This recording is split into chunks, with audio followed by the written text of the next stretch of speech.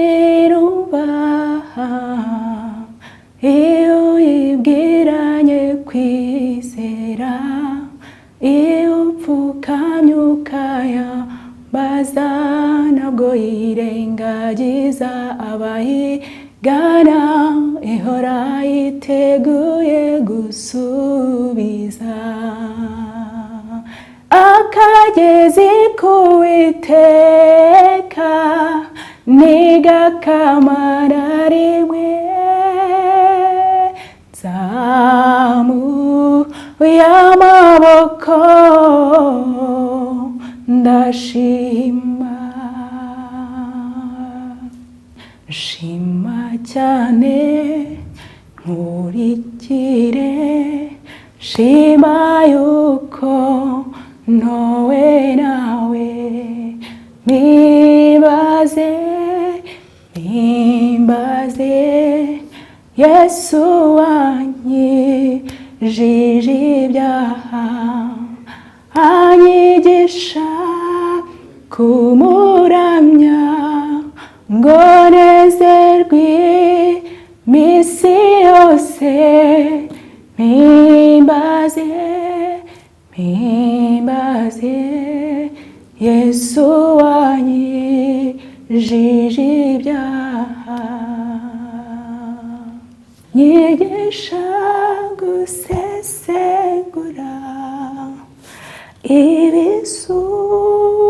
ibisubizo naho umuti wagusharira mana nkumire mimbaraga ntegereze ubushake bwawe kugeza igihe uzanjyana mu gitaramo cy'abagushima. Ndabashoje amahoro y'Umwami Imana nakomeze kubana namwe aho nje kugaragaza cyangwa se kuvuga ku bihangano byanjye nk'umuramyi kandi uhimbaza Imana umenyerewe mu itorero ry'Abadiventiste umunsi wa karindwi cyane cyane ku itorero rya Gisozi kandi nkaba ndirimba ku giti cyanjye.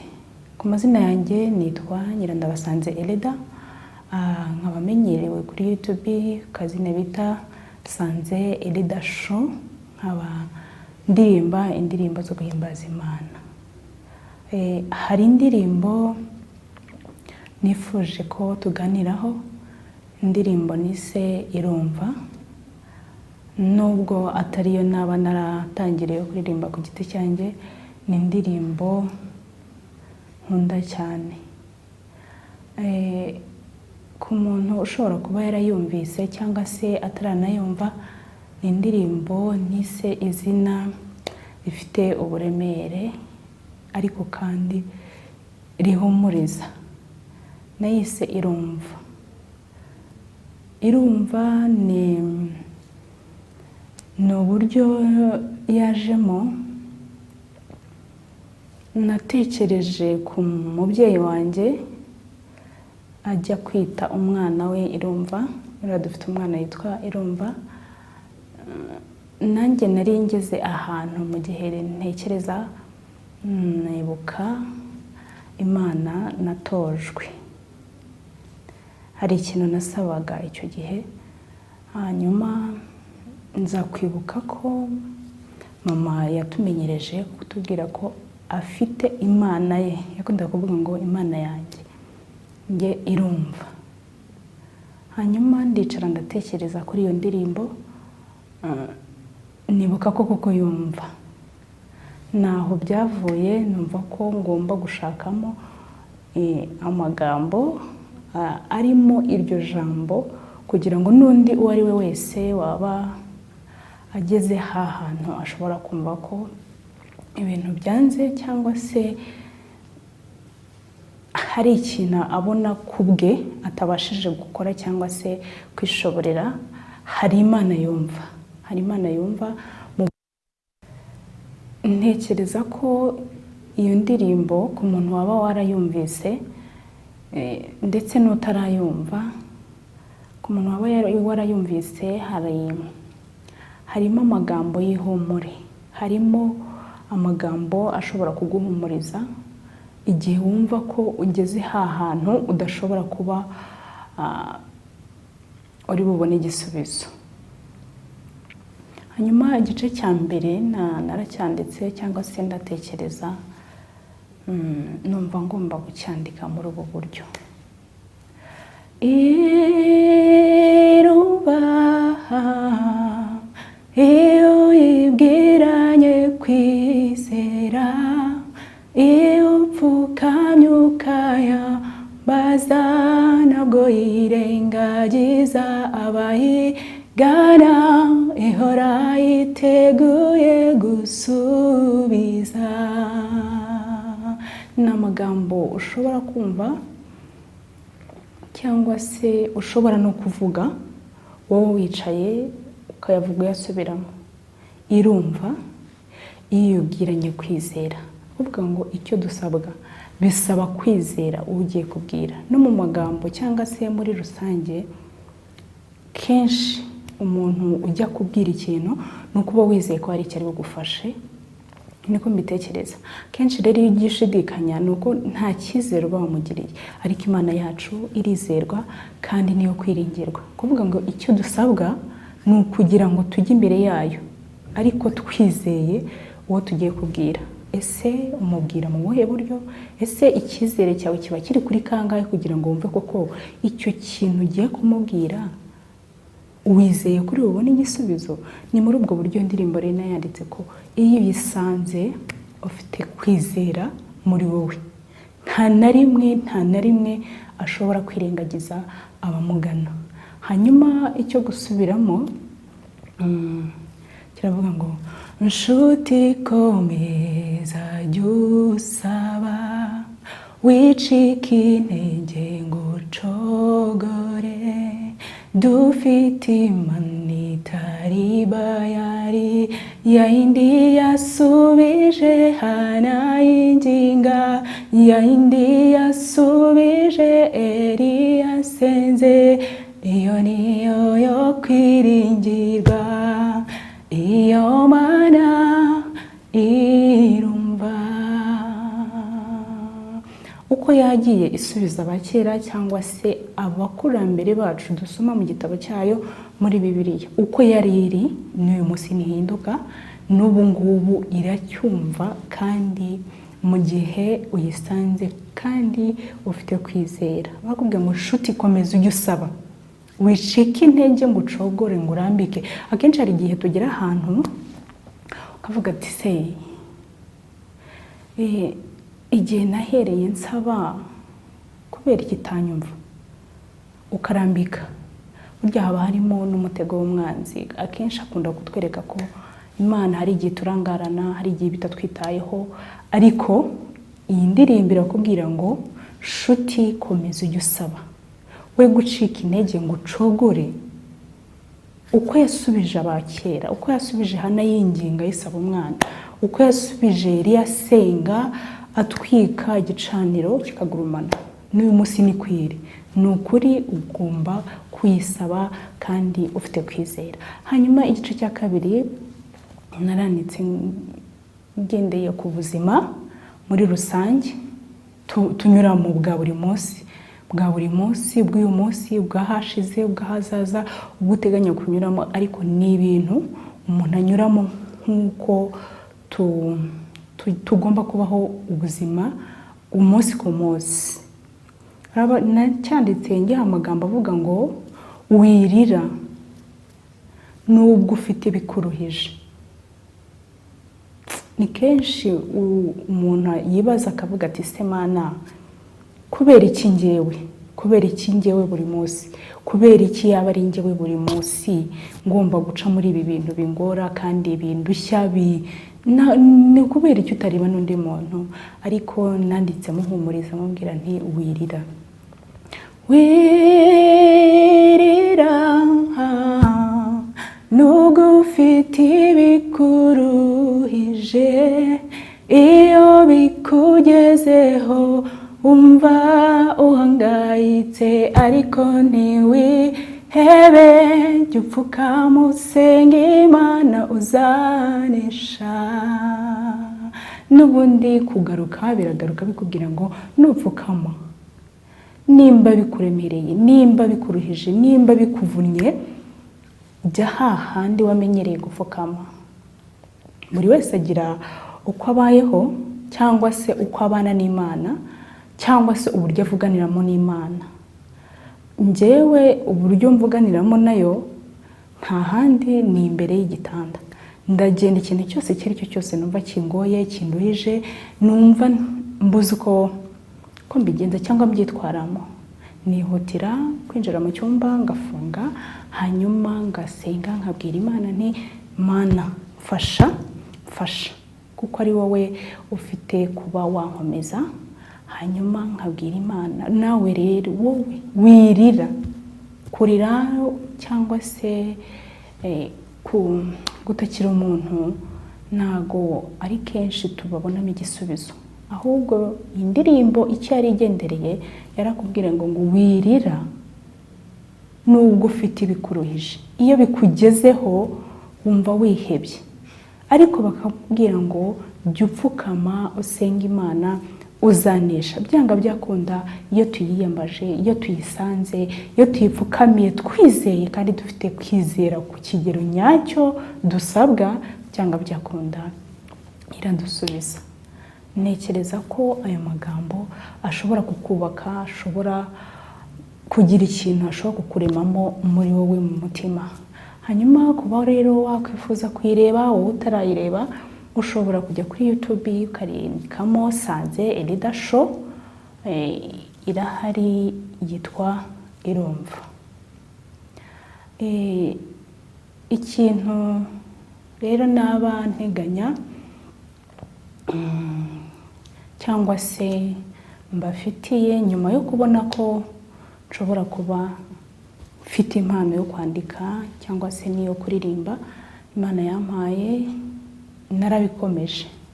Ntabwo ari iyo ngiyo yonyine mfite gusa, hari n'izindi kuri YouTube zirahari. Hari indirimbo rero nasohoye vuba nise Irumva, yitwa Akagezi, nayise Akagezi. Ikirimo muri iyo ndirimbo rero ni nayise Akagezi, ariko ngendereye kuyita nimba nayita imigisha, ariko ngerageza kuyicisha mu ijambo rimwe cyangwa se mu izina rimwe, nyita Akagezi. Mu bikubiye muri iyo ndirimbo rero ishatse kuvuga ko akagezi k'Imana ntabwo kajya gakama. Hari igihe nayanditse bigendeye numva ko ntekereza ko cyane nayanditse bigendeye ku marangamutima yarandimo. Hanyuma ijwi rirambwira ngo ibi bintu ubonye cyangwa se iki kintu ubonye ushobora kucyandikamo indirimbo. Nabuze urwego nshobora kubivugamo mu magambo ngo nshime, numva nayakubira muri iyo ndirimbo. Uko ivuga rero Akagezi nayo iri kuri YouTube. Natangiye ntekereza ubuzima umuntu ageramo. Hari igihe ugeramo wowe ubwawe ukishakamo igisubizo ukakibura, ukifuza ikintu runaka uko wagikora ukumva nta buryo buhari, nta na buke, ukumva ntaho ufite wahera. Watekereje inguni zose, watekereje abavandimwe, watekereje ku nshuti, igisubizo ukakibura.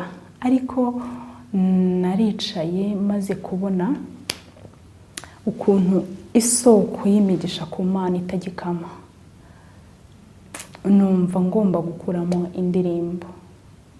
Nayise Akagezi rero ngendeye cyangwa se nyishakira na melody. Ndavuga ni uko byagenda kose ijuru rimanukire ku bana nanjye, kugira ngo aya mashimwe numva afite muri njyewe mbe nayasangiza undi muntu ariko biciye muri ya mpano yanjye yo kuririmba. Iravuga ngo umunsi umwe natekereje cyane mbona ibintu bimba nyurusobe, haza ijwi ryoroheje ryongorera umutima wanjye ritimwa nawanjye aravuga ibiri mu mutima imbere. Nateguye akagezi k'Uwiteka nigakamara rimwe, nzamuye amaboko ndashima. Akagezi k'Imana rero narakabonye pe, narakabonye. Numva ngomba kubishyira mu njyana y'indirimbo nkayandika, kuko nari maze kubona ko Imana nubwo itugabira mu buryo bwinshi kandi buhoraho, kuko nawe usubije amaso inyuma ushobora gusanga hari ibyo Imana yakoze. Hari ibyo Imana yakoze mu mibereho yawe, hari ibyo Imana yahinduye mu mateka yawe, hari ibyo Imana yakoze wowe utatekerezaga. Iyo uhereye mu bwana ukazamuka ukareba uko wakuze, ukareba ubuzima waciyemo, nkanjye niheraho kuko mfite amateka maremare bitewe n'urugendo rw'ubuzima umuntu agenda anyuramo, nabikubiye muri iyo ndirimbo. Ntekereza rero ko muri uwo mwanya nkimara kubona icyo kintu nari mbonye ntashoboye, nta bundi buryo mfite bwo kugikoramo, mbonye gikunze, ndavuga nti akagezi k'Imana cyangwa se imigisha y'Imana ntabwo igikama, ihoraho, ihora yiteguye. Bisa naho bijyanirana muri ya ndirimbo ya mbere nise Irumva, ihora yiteguye kudusubiza koko, ntabwo igirambirwa. Sinzi ukuntu umuntu ntashobora kubikumvisha cyangwa se ngo mbikubwire ubyumve, ntabwo igirambirwa kudusubiza. Niyo yadusubiza n'ejo irongera ikadusubiza, n'ejo irongera ikatwumva, n'ejo irongera ikadusubiza, ikadutetesha, ikaduhereza ibyo twumva dukwiye muri ubu buzima bwa buri munsi. Hanyuma ku gice cya kabiri narahageze, ndavuga se nyuma yo gutekereza, nyuma y'uko ibyo nifuzaga bikoretse, ni ayahe magambo nshobora guhereza igice cya kabiri? Ndicara ndavuga nti ubu nibutse ibyo bihe by'amateka, ibyo bihe nari ndimo numva ko ntacyo mfite cyo gukora, hanyuma nkaza gusanga birakunze, birakoretse. Ubu noneho nibutse ibyo bihe by'amateka nari ndimo, none ngomba gukora iki? Nta kindi ngomba gukora uretse kwibuka. Namara kwibuka ngashima.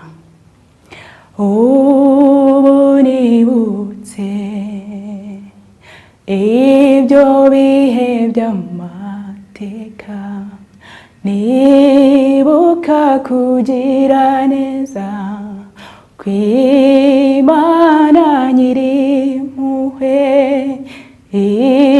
ibyishimo birasabye nibutse ndashima.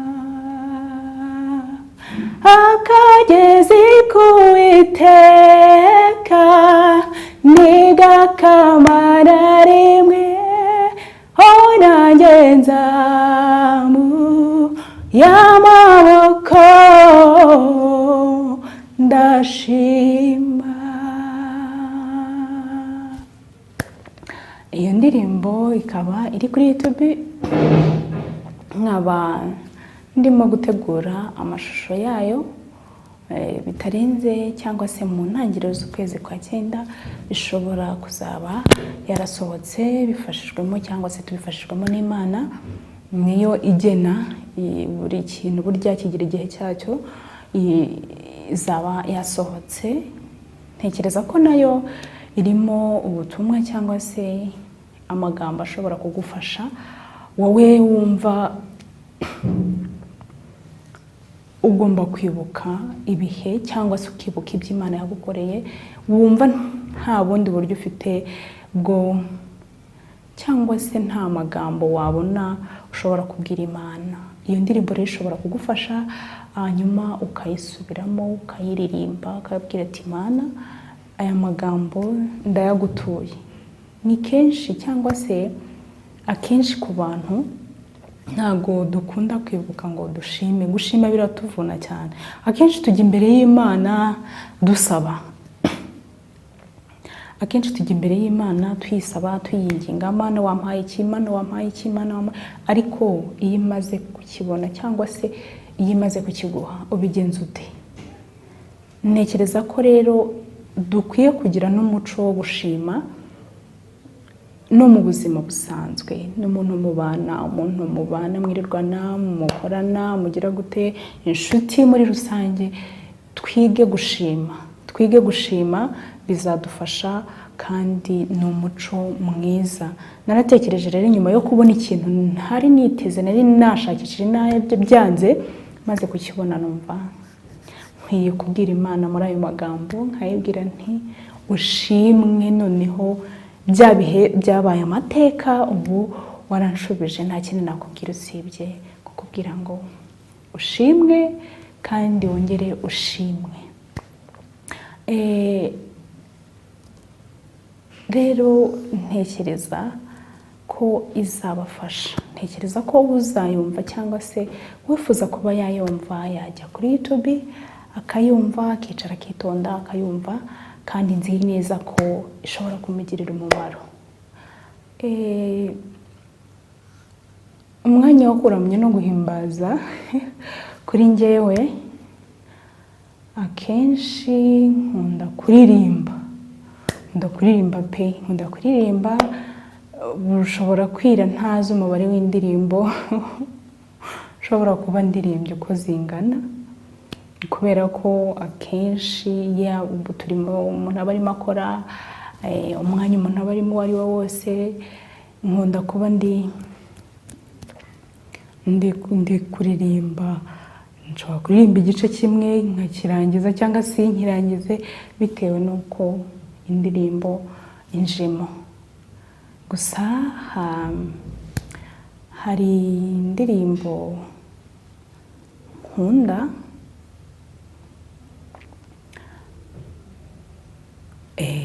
irahari ndayizi, ishobora kuba atari iyo mu badiveje, ishobora kuba atari idini runaka, ariko indirimbo yose ivuga ku Mana cyangwa se ihimbaza Imana, ivuga gukomera kw'Imana, ivuga amashimwe y'Imana, ivuga ku bitangaza by'Imana idukorera bya buri munsi.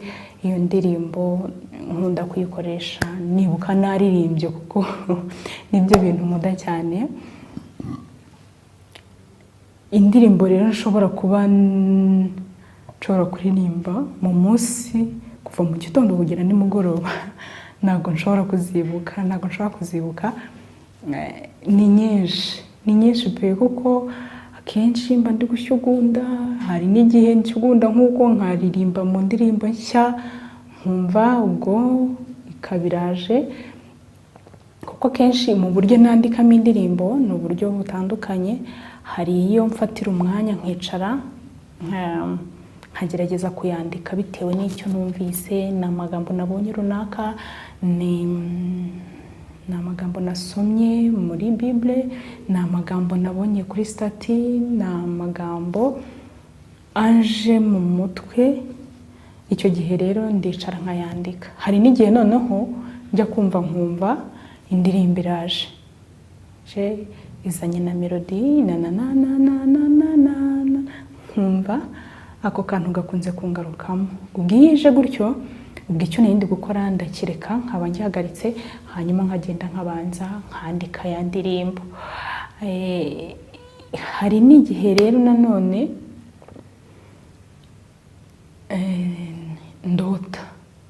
nkarota nari ndi kuririmba ariko bugacya indirimbo nayibagiwe. Icyo gihe rero icyo nkora ni iki? Ndavuga nti iyo iramutse koko ari indirimbo ishaka kuza, za nzozi ziragaruka nkumva ya ndirimbo irongera iraje. Icyo gihe rero mpita nihangana cyangwa se ngahita nihuta ibyo nari ndi gukora, nkaba mbiretse ngafata agatelefone kanjye nkatangira nkarikodinga, hanyuma nkaba ndambitse nkasubira mu byo nari ndimo nkora. Umwanya wo kuramya rero no guhimbaza kuri njyewe uba munini. Nshobora kuramya no guhimbaza ndimo nkora n'ibindi, ndi mu mirimo isanzwe, ndi mu rugo se, ndi muri bisi, ndi mu nzira. N'indirimbo nyinshi akenshi zikunda kuza ndi mu nzira ngenda, kenshi nibwo zikunda kuza, sinzi impamvu ariko icyo gihe yije menya ko ari wa muhamagaro w'Imana, Imana yampaye kuba nshobora gufata iki kintu nkakibyaza ikindi, cyane cyane mu magambo ahimbaza Imana, amagambo asingiza Imana, mu magambo avuga gukomera kw'Imana, kugira neza kwayo. Akenshi rero mbikoresha muri ubwo buryo. Umwanya wo guhimbaza kuri njyewe uba ari munini. Nk'ubu nshobora guhimbaza nkafata indirimbo nkumva ndirimbye y'umuza 350 mu gitabo cyo guhimbaza Imana cy'Abadventiste, nkumva iraje. Indirimbo nkunda kuririmba ngo shimo musi nakwemeye Mwami Yesu mukiza we, shima cyane nkurikire, shima yuko ntowe nawe, mimbaze Yesu wanyijije ibyaha, anyigisha kumuramya ngo nezerwe misi yose, mimbaze Yesu wanyijije ibyaha. Indirimbo zigenda ziza bitewe n'ukwije, kandi ukwije nyiririmbo ko hari n'igihe mfata igice cya mbere nkakivanga n'icya nyuma, hari n'igihe mbese bitewe n'uko ije nyiririmbo uko nguko. Kuri njye rero umwanya wo kuramya umbana munini nkurikije ibyo mba ndimo gukora, kuko nta kintu kijya kifata umwanya munini nko kuririmba. Kuririmba rero ndabikunda cyane, bimbamo. Ntekereza ko ariyo mpamvu byakomeje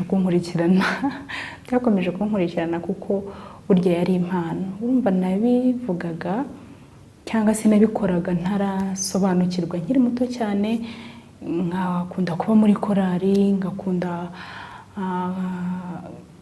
kuba ndi kuririmba, yaba mu bato yaba mu bakuru, nkaba ndi kuririmba. Ntekereza rero ko icyo gihe ntari nagasobanukiwe nuko nshobora kuba mfite impano yigisha gusesengura ibisubizo, naho umuti wabusharira, Mana nkumire, m'imbaraga ntegereze ubushake bwawe, kugeza igihe uzanjyana mu gihe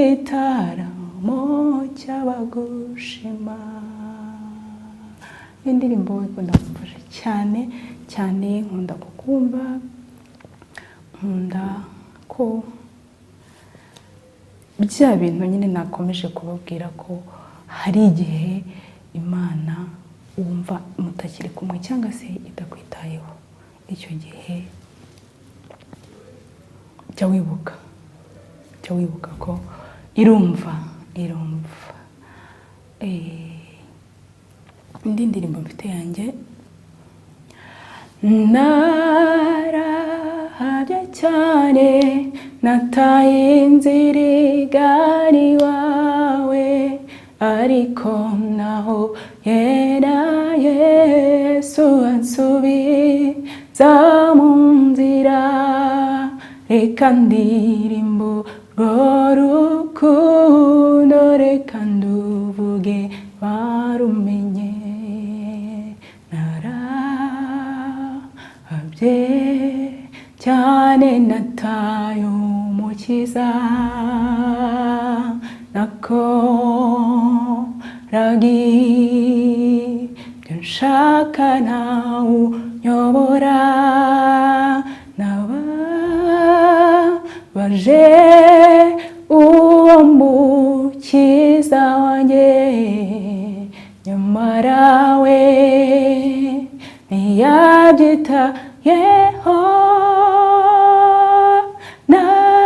Narahabye cyane nataye inzira igana iwawe, ariko naho yera Yesu ansubiza mu nzira, reka ndirimbe urwo rukundo, reka nduvuge barumenye.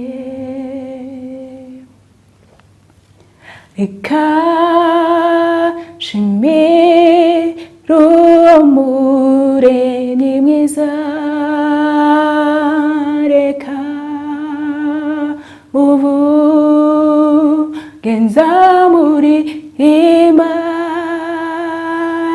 uwo niwe mahoro yanjye nkiriho, nzamushima nkiri mu mubiri. Narahabye cyane nataye inzira igana iwawe, ariko naho yera Yesu ansubiza mu nzira, reka ndirimbe urwo rukundo, reka nduvuge barumenye. Reka ndirimbe urwo rukundo, reka nduvuge barumenye. Reka ndirimbe urwo rukundo, reka nduvuge barumenye.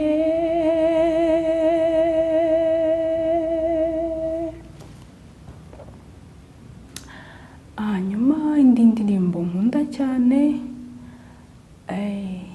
niyo korari mbarizwamo.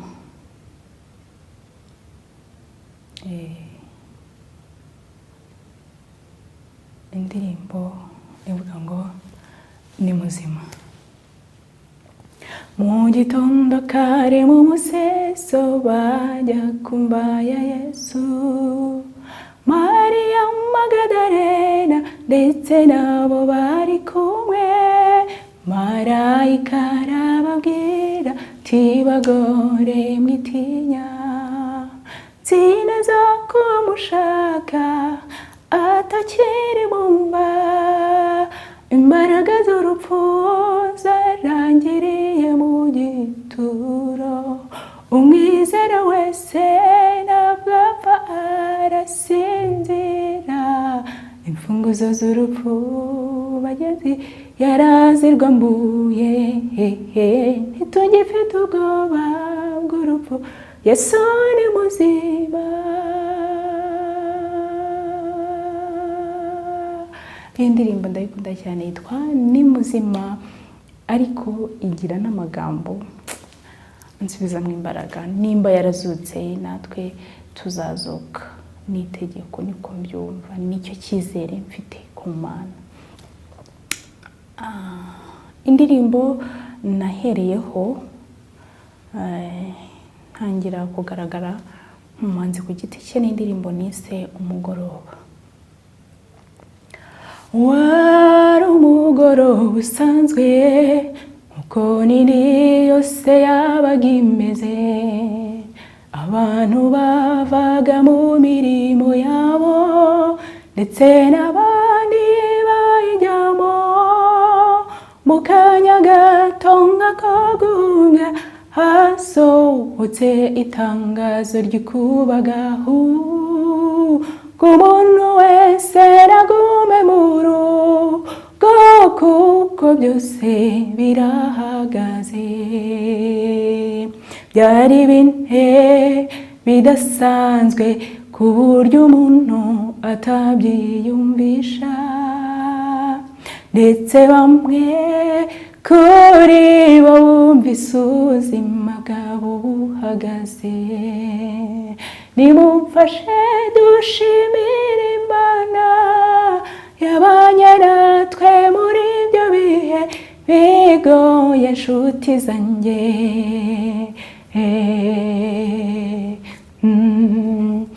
Uri Imana yumva, uri Imana ikora, ukwiriye gushimwa. Kwiheba kwabaye kwinshi, umuntu yibaza uko azabaho, ariko Imana ihora itubereye maso, kuko ikunda umuntu yiremeye. Iraturinze niyo gushimwa, turiho kubw'ubuntu n'imbabazi zayo. Ntacyo watanze ngo ugihume, kashima Imana yo yabikoze. Nta kindi uretse gushima iyo neza yatugiriye, natwe abo yaremye tuzahora tuvuga gukomera kwayo. Nimumfashe dushimire Imana yabanye natwe muri ibyo bihe bigoye, nshuti zanjye.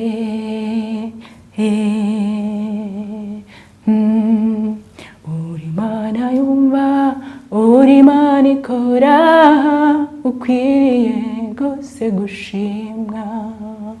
Uri Imana yumva, uri Imana ikora, ukwiriye gushimwa. Uri Imana yumva, uri Imana ikora, ukwiriye rwose gushimwa. Imana ikwiye gushimwa kuko ni byinshi idukorera, ni byinshi idukorera, kandi umuntu atabasha kwikorera ku giti cye, ahubwo binyuze mu bushake bwayo no mu kugira neza kwayo kwinshi, ndetse n'urukundo rwinshi idukunda nk'Imana nk'umubyeyi wacu irabidukorera. Nta kindi rero uretse gushima, ndetse nanjye numva ari umuhamagaro Imana yampaye cyangwa se ku mpano yangabiye, ngomba kuyikoresha amagambo cyangwa se ibisingizo mbishyira mu magambo yo kwiramya mu ndirimbo ndetse no kwishimira. Kuko hari igihe wumva kwishima mu magambo gutya gusumba ntago biri kuza neza, ariko iyo wayishyize mu ndirimbo ukayiririmba ukayisangiza n'abandi biba byiza kurushaho. Reka mbashimire mwebwe mwese mwabashije gukurikira ikiganiro, reka mbashimire mwebwe twabanye muri iki kiganiro.